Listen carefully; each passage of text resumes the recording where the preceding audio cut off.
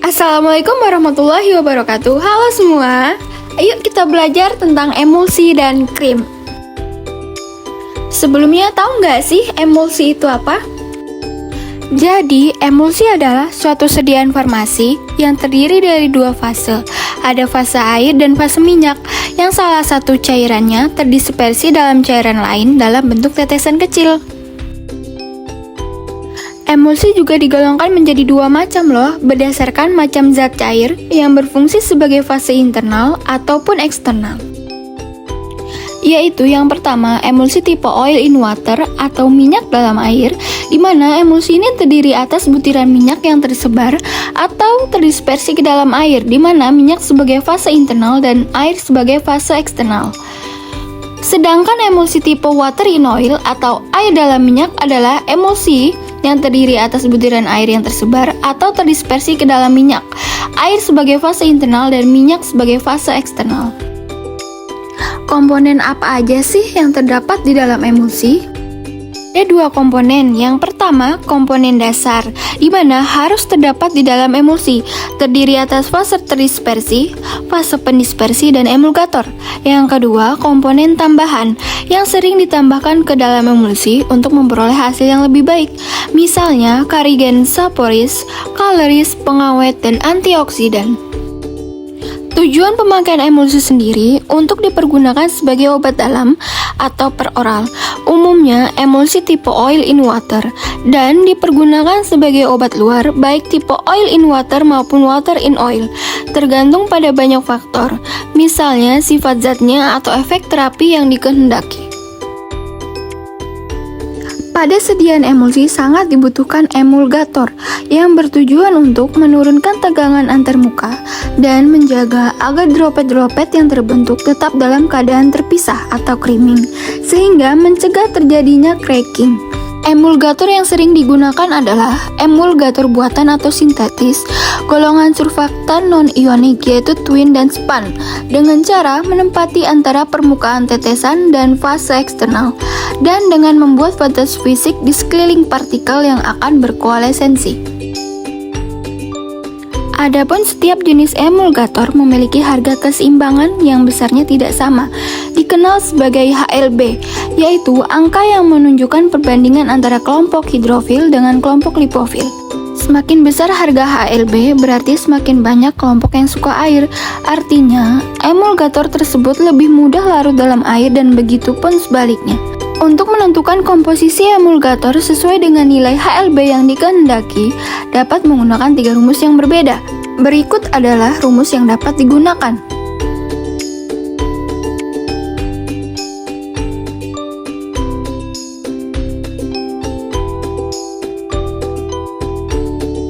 Dalam membuat emulsi dapat digunakan 3 metode.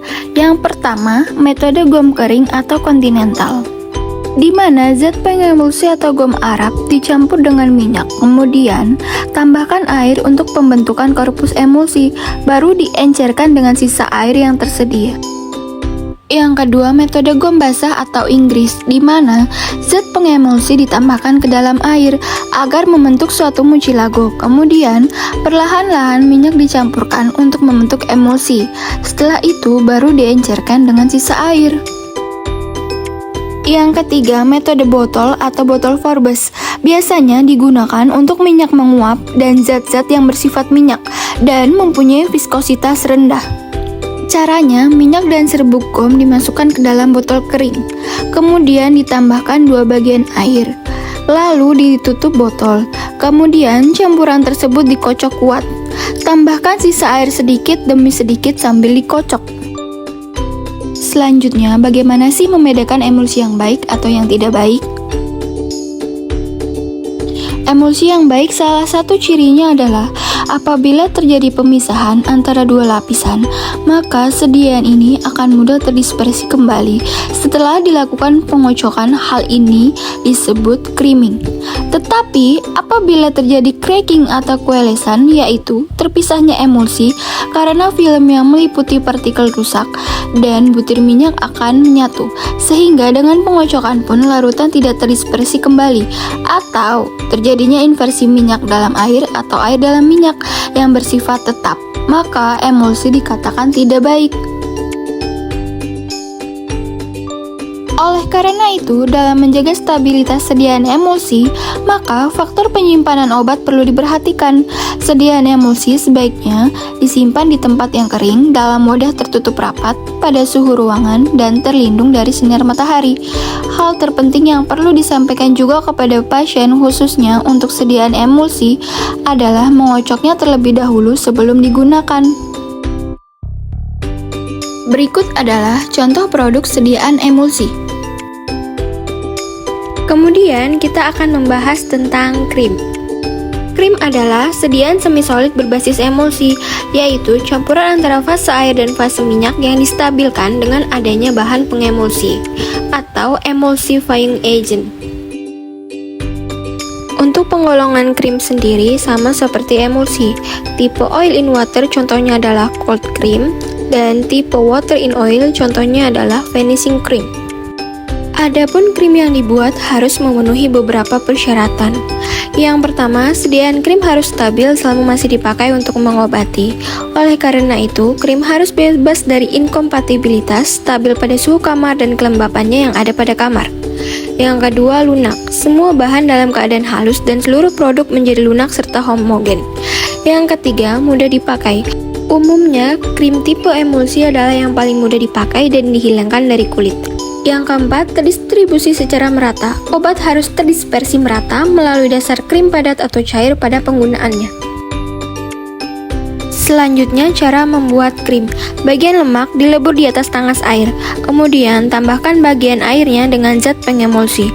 Setelah itu, aduk sampai terbentuk suatu campuran yang berbentuk krim. Apa aja sih keuntungan dan kerugian sediaan krim ini? Untuk krim sendiri banyak digunakan karena mempunyai beberapa keuntungan, di antaranya lebih mudah diaplikasikan, lebih nyaman digunakan pada wajah, tidak lengket, dan mudah dicuci dengan air dibandingkan dengan sediaan salep, gel, maupun pasta. Untuk kerugiannya, yang pertama adanya pengeringan yang berlebihan. Pemilihan bahan yang tidak sesuai serta tidak telitinya formulasi akan menyebabkan timbulnya kerak pada kulit serta appearance dari sediaan tampak jelek. Yang kedua, sangat dipengaruhi suhu. Dengan adanya perubahan suhu yang semakin meningkat, dapat menyebabkan konsistensi krim menjadi berubah. Oleh karena itu, krim harus stabil selama pemakaian dan penyimpanan, sehingga bebas dari hal-hal yang mempengaruhi stabilitasnya. Stabilitas sediaan krim terdiri dari pengujian stabilitas, warna, bau, homogenitas, daya sebar, viskositas, dan pH, di mana dapat dilakukan melalui uji cycling test, uji homogenitas, uji tipe krim, uji daya sebar, uji organoleptik, uji pH, dan uji viskositas. Berikut adalah contoh produk sediaan krim.